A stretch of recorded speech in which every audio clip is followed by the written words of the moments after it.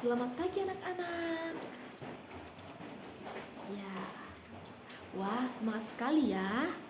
Baik, sebelum kita memulai pembelajaran kita pada pagi hari ini, langkah baiknya kita mengawalinya dengan berdoa. Nah, di sini Miss yang akan memimpin doa. Semuanya ambil sikap berdoa, kita berdoa dalam nama Bapa dan Putra dan Roh Kudus. Amin. Ya Tuhan yang Maha Kuasa, kami berterima kasih atas segala berkat dan penyertaan yang telah Engkau berikan kepada kami hingga pada hari ini. Kami masih bisa berkumpul di ruangan kelas ini ya Bapak. Ya Tuhan, sebentar kami akan belajar.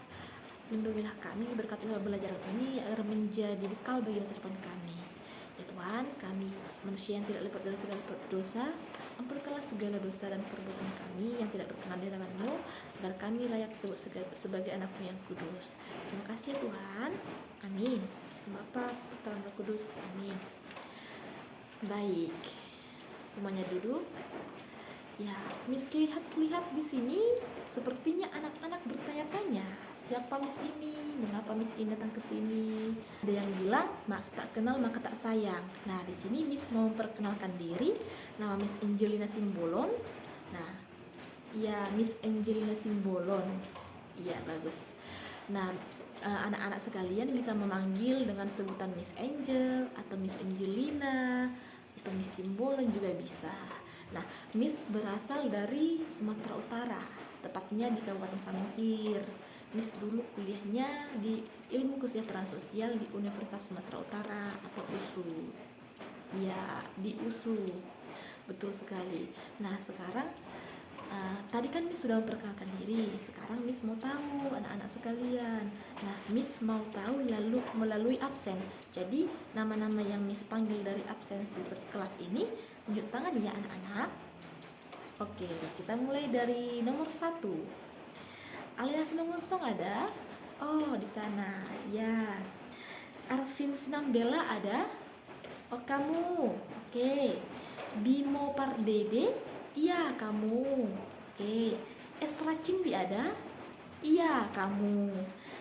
Teti Tampu Bolon ada? Hadir? Hadir, bagus. Lalu terakhir ada Jenny, ada hadir? Oh iya, hadir. Baik. Sekian perkenalan singkat ini. Lalu kita lanjut ke materi anak-anak. Di sini Miss mengampu mata pelajaran IPS, Ilmu Pengetahuan Sosial. Nah, dari guru sebelumnya sudah mengajarkan yang terakhir katanya apa? Iya, geografi. Lalu kita masuk ke ekonomi. Nah, kita masuk ke ekonomi yaitu kegiatan ekonomi. Jadi materi kita hari ini yang kita pelajari yaitu kegiatan ekonomi. Ada yang bawa buku paketnya. Kalau dari buku paket kita ini di halaman 126. Ada? Iya, betul, halaman 126 di buku paket kita. Oke, anak-anak, Miss mau bertanya, apa yang terlintas di benak anak-anak ini ketika mendengar kata kegiatan ekonomi? Ada? Oke, silakan. Siapa tahu namanya? Oh iya, Alena Simangunsong. Apa Alena? Ya. Oke. Alena bilang yang melintas di benaknya ketika ada kata kegiatan ekonomi, jual beli. Oke, bagus, masuk. Lalu ada lagi yang lain. Jenny, oh iya Jenny, apa yang terlintas di benakmu ketika mendengar kata kegiatan ekonomi? Oh, uang, ya bagus. Ada lagi, pasar, siapa namanya dek? Bimo, oke, pasar, kata Bimo pasar. Nah, biar Miss simpulkan, memang kegiatan ekonomi ini adalah kegiatan untuk memenuhi kebutuhan, betul. Nah, kebutuhan seseorang itu semakin bertambah, sedangkan alat pemuas kebutuhannya itu terbatas. Nah, untuk memenuhi kebutuhan tersebut, seperti yang dikatakan oleh si Jenny, Alena, dan Bimo, itu menggunakan apa?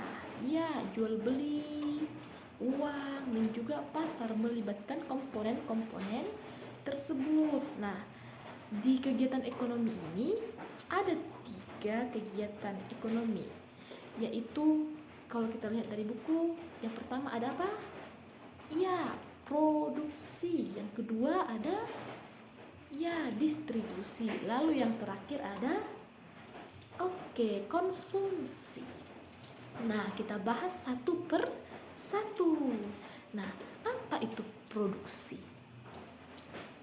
Alena lagi. Betul. Produksi itu proses membuat. Membuat apa? Ada yang tahu misalnya? Bimo. Oh, betul. Membuat kereta, Ibu. Membuat kereta, Miss. Bagus. Ada lagi membuat apa? Membuat goreng. Oh, si Jevanya sudah lapar ini. Ya, produksi itu adalah kegiatan menghasilkan atau dapat diartikan sebagai kegiatan menghasilkan barang maupun jasa ataupun kegiatan menambah nilai barang maupun kegiatan menambah nilai jasa. Kalau tadi kegiatan membuat suatu barang, misalnya membuat gorengan kata si Japanya, membuat kereta kata si Bimo. Lalu ada istilah kegiatan menambah nilai. Artinya apa? Artinya dalam suatu barang tersebut sudah memang ada berbentuk barang, namun nilainya bertambah jika dilakukan produksi. Misalnya dari getah karet yang diambil oleh petani ditambah nilainya menjadi sandal. Iya, menjadi sandal, menjadi ban, menjadi apa lagi? Menjadi bola. Iya, betul sekali, menjadi bola. Nah, itu kegiatan menambah nilai suatu barang. Oke? Nah, kegiatan produksi ini atau orang yang melakukan kegiatan produksi ini disebut apa? Ada yang tahu? Oh, tidak tahu. Kegiatan orang yang melakukan kegiatan produksi ini disebut sebagai produsen. Oke, ingat ya anak-anak, disebut sebagai produsen. Oke. Kita lanjut di kegiatan ekonomi yang kedua itu. Di sini ada distribusi. Nah, distribusi. Apa yang terpintas di benak anak-anak ketika mendengar kata distribusi? Ada? Oh, tidak ada. Nah, Ibu Miss jelaskan, distribusi dapat diartikan sebagai penyalur. Apa? Penyalur. Iya, betul sekali. Kegiatan distribusi yaitu kegiatan penyalur atau menyalurkan barang. Kalau tadi produksi itu memproduksi atau membuat, lalu ada kegiatan distribusi atau menyalurkan. Setelah barang itu diproduksi atau dibuat, lalu barang itu disalurkan. Oke, paham sejauh ini? Iya. Ada yang tahu siapa-siapa saja atau apa-apa saja kegiatan menyalurkan barang? Ada yang tahu? Ibu kasih contoh. Misalnya penjual beras di pasar. Nah, dia menyalurkan beras dari petani ke pembeli, misalnya mama kita. Nah, itulah si penjual beras di pasar. Nah, ada yang tahu contoh lainnya? Siapa, tunjuk tangan? Ada? Oke. Siapa tadi namanya, Dek? Oke, si Esra. Apa Esra? Misalnya toko bangunan. Betul sekali. Tepuk tangan.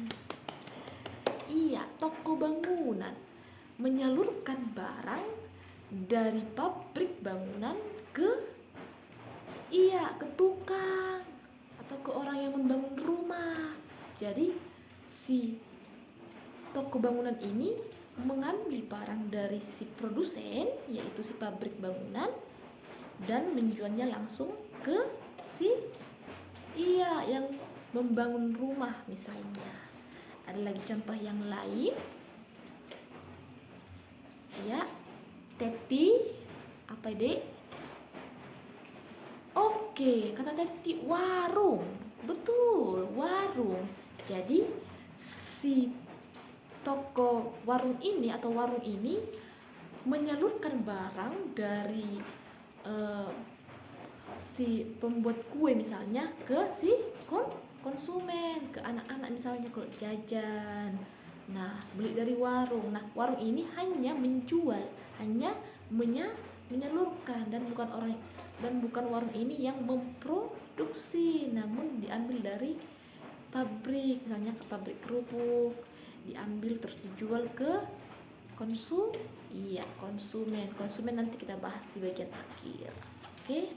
Nah, semua contoh tadi seperti penjual di pasar, seperti toko bangunan maupun warung itu ternyata dibagi ke 3 jenis distributor atau distribusi. Yang pertama, ayo perhatikan, yang pertama distribusi langsung. Nah, distribusi langsung itu artinya apa? Artinya si produsen langsung menjual barangnya ke si konsumen. Artinya tidak ada pihak ketiga, hanya terjadi antara pihak produsen ke pihak konsumen. Langsung terjadi jual beli, tidak ada pihak ketiga. Nah, contohnya apa Ibu yang langsung? Nah, misalnya kalau kita melihat kecanggihan zaman sekarang, pihak online atau penjual online sudah bisa menjual barangnya langsung dari si pabrik atau si pembuat barang langsung ke konsumen melalui handphone. Bagus, melalui handphone, melalui toko online misalnya. Lalu ada juga si petani. Nah, misalnya orang tua kita menanam ubi, lalu dijualnya ke tetangga, langsung dijualnya ke konsumen. Nah, seperti itu. Mengerti? Ya, mengerti, paham ya? Nah, itu distribusi langsung. Jadi si produsen langsung menjual barangnya atau hasilnya ke si konsumen. Oke? Nah, yang kedua itu anak-anak, yaitu distribusi tidak langsung. Apa? Distribusi tidak langsung. Artinya apa?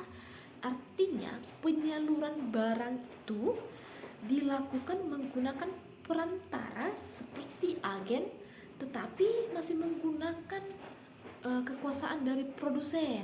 Artinya masih ada sangkut pautnya dari produsen untuk menyalurkan barang ke konsumen, seperti itu. Lalu yang ketiga, anak-anak, ada distribusi tidak langsung, di mana pihak produsen tidak lagi mengikut campuri penyaluran barang yang diproduksinya ke pihak konsumen. Nah, misalnya apa? Misalnya warung-warung kerupuk, toko maupun pengecer. Nah, mereka si produsen ini hanya memproduksi barangnya, lalu disalurkan ke toko-toko tadi, lalu toko-toko tadi menyalurkan ke si konsumen. Nah, di sini sudah memiliki bagian-bagiannya sendiri, tidak ada lagi sangkut pautnya antara si produsen, warung-warung kecil tadi lalu ke konsumen, sudah memiliki bagian-bagiannya.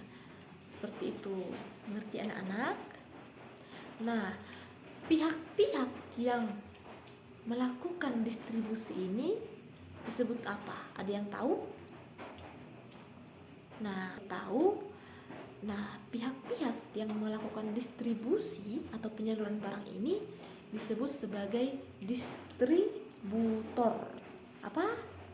Ya, distributor. Oke, sampai di sini mengerti? Baik, mengerti.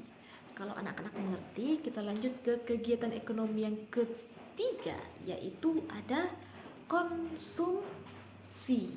Nah, tadi pagi siapa yang ada mengkonsumsi nasi atau sarapan? Ada? Oke, semua sarapan, bagus. Nah, seperti layaknya anak-anak tadi yang konsumsi atau sarapan nasi, nah ini juga konsumsi ini juga sama pengertiannya, yaitu menghabiskan. Nah, menghabiskan apa? menghabiskan barang atau jasa atau mengurangi nilai guna suatu barang atau nilai guna suatu jasa. Atau dapat diartikan konsumsi itu adalah kegiatan memakai, menggunakan atau menghabiskan kegunaan suatu barang ataupun jasa atau menghabiskan nilai kegunaan barang atau nilai kegunaan jasa. Nah, tujuannya untuk apa? Tujuan anak-anak makan tadi untuk apa? Iya, untuk kenyang. Oke, biar bisa sekolah semangat, bagus.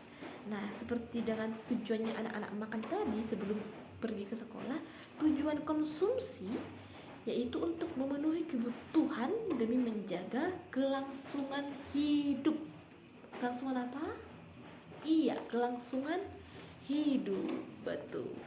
Nah, ternyata kegiatan konsumsi itu dilakukan oleh 3 pihak jika dilihat dari ekonomi. Nah, siapa ketiga pihak itu, yuk Miss? Siapa ketiga pihak itu? Nah, ketiga pihak itu yang pertama ada rumah tangga keluarga. Nah, konsumsi dilakukan oleh rumah tangga keluarga. Misalnya keluarga kita, apa yang dilakukan oleh keluarga kita untuk kegiatan konsumsi ini? Ada yang tahu? Ada yang bisa memberikan contoh? Iya, makan. Iya, merupakan contoh konsumsi, makan. Lalu apa lagi? Minum. Lalu apa lagi? Hanya itu? Tidak hanya itu ya anak-anak. Jawabannya bagus, namun tidak hanya itu. Kegiatan konsumsi yang dilakukan oleh rumah tangga keluarga seperti rumah kita sendiri ada misalnya menggunakan pakaian, menggunakan rumah, telepon, menggunakan listrik. Loh, Miss, kan konsumsi itu hanya menghabiskan. Kalau rumah itu menghabiskan tidak? Kan masih utuh. Nah, ada yang terlintas di belakang seperti itu? Iya, betul. Memang kegiatan konsumsi itu seperti diartikan tadi itu menghabiskan. Namun jangan dilupakan itu pengertian konsumsi juga diartikan sebagai apa? Jawabannya bagus, mengurangi nilai suatu barang. Artinya kita memakai pakaian, kita tidak menghabiskan, kita tidak memakan pakaian itu, namun kita mengurangi nilai pakaian. Misalnya si Bimo pergi bermain bola menggunakan seragam sekolahnya, lalu kotor, mamanya mencuci, ternyata warnanya kusam, rusak, atau ada bercak kotoran. Nah, itu sudah mengurangi nilai suatu barang. Betul, mengurangi nilai suatu barang. Nah, itu. Lalu yang kedua, kegiatan konsumsi itu dilakukan oleh rumah tangga perusahaan. Seperti menghabiskan bahan baku, baru tenaga kerja, lalu modal. Nah, misalnya apa? Iya, misalnya Miss contohkan perusahaan buku. Nah, si perusahaan buku ini tentunya menggunakan bahan baku. Bahan bakunya apa anak-anak untuk buat buku? Ada yang tahu? Kertas. Lebih spesifik lagi apa? Iya, pohon. Pohon, betul sekali. Nah, pohon. Nah, menggunakan pohon untuk membuat kertas artinya sudah mengkonsumsi atau sudah menghabiskan pohon untuk pembuatan kertas. Lalu kegiatan konsumsi yang ketiga dan yang terakhir dilakukan oleh negara. Apa? Iya, negara. Misalnya negara menggunakan belanja negara untuk pengadaan pembelian mobil dinas, lalu peralatan perkantoran, lalu apa lagi? Iya, untuk gaji para pegawai negerinya. Ya. Nah, itu dilakukan oleh negara untuk konsumsi.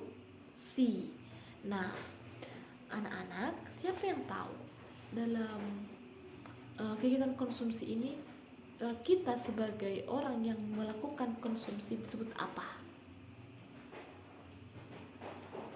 Ada yang tahu? Iya, kita yang lakukan sebagai orang itu, karena anak-anak yang tahu, disebut sebagai konsumen. Apa? Oke, konsumen. Sekarang untuk memastikan anak-anak mengikuti pembelajaran, bisa bertanya, orang yang melakukan kegiatan produksi disebut sebagai, dia yang tahu angkat tangan? Mimo. Iya, produsen, tepuk tangan. Lalu orang yang melakukan kegiatan distribusi disebut sebagai, ada yang tahu? Iya, distributor. Oke, tepuk tangan. Terakhir, baru tadi dijelaskan, orang yang melakukan kegiatan konsumsi disebut sebagai, ada yang tahu? Iya, konsumsi. Bagus, tepuk tangan. Oke anak-anak, karena semuanya sudah mengerti dan paham, Ibu sangat bangga pada kalian. Sekarang kita akhiri pembelajaran kita lanjutkan untuk minggu depan. Kita akhiri dengan doa yang dipimpin oleh Miss sendiri. Bismillahirrahmanirrahim. Terima Kudus. Amin. Ya Tuhan yang Maha Kuasa, kami berterima kasih segala berkat dan penyertaan yang telah Engkau berikan. Ya Tuhan, hari ini pembelajaran kami sudah selesai. Biarlah ini menjadi rema, menjadi pembimbing pelita bagi kami, menjadi pelita bagi masa depan kami. Berkatilah ini agar kami semakin pintar untuk kedepannya ya Tuhan. Tuhan, banyak dosa yang kami berbuat, ampunkanlah segala dosa dan perbuatan kami, agar berkat-Mu tidak terhalang oleh karenanya. Terpuji dan terpuji namamu dan sepanjang segala masa. Amin. Amin. Sekian perjumpaan kita hari ini anak-anak. Ucapkan terima kasih.